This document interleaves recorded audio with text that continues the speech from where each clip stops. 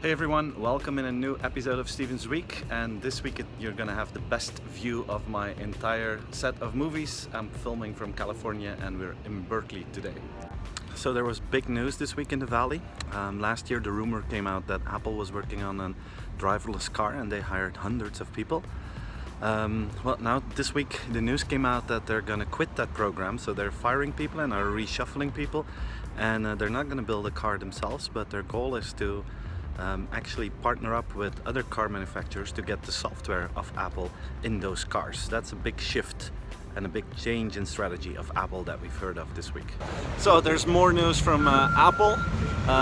They stopped with the cars, but they're going full force for augmented reality, and they decided not to go for virtual reality, not in the hardware sphere, because they want to create their own ecosystem, and the phone is the most important part of that, and they think with augmented reality that they can really make a difference.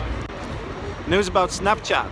Snapchat has become by far the most popular social medium for teenagers, for 16-year-olds. A year ago it was still Instagram that was the most popular one, but today it is Snapchat. And some people will look at the stats and will say, hey, Facebook is not popular anymore among the teens.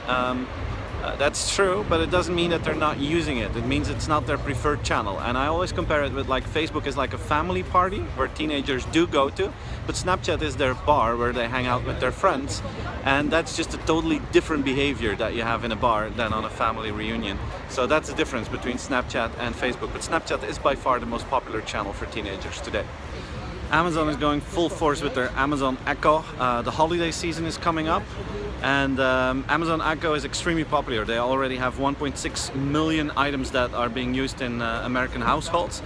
And what's crazy is that 1 out of 3 of those households is using Amazon Echo for e-commerce.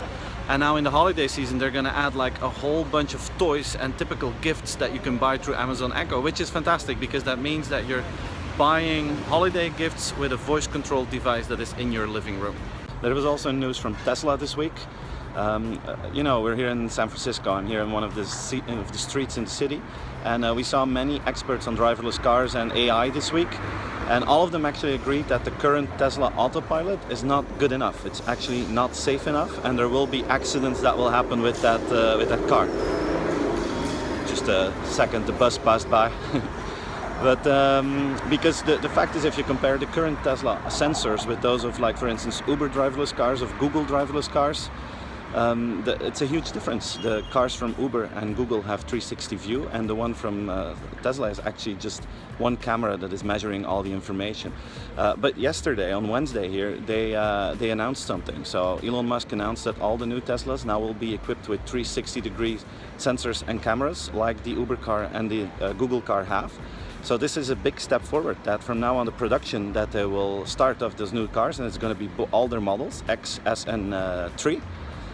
They're going to have these facilities to make sure that they have a safe driverless car. So that was big news here in the city yesterday.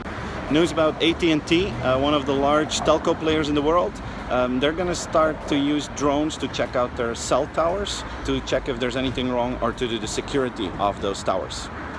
News from the financial industry. Goldman Sachs is going to start with a lending platform where actually their customers with a positive credit score, so customers that they know and that they have data of, they will be able to lend money up to $30,000 to get a personal loan on that platform without any human involvement. And they're going to use the algorithm that they have of the data of those customers to actually allow them to lend money from Goldman Sachs. Facebook started with a new feature this week, conversation starters. So they're using an algorithm to figure out what a good conversation topic would be to catch up with your friends.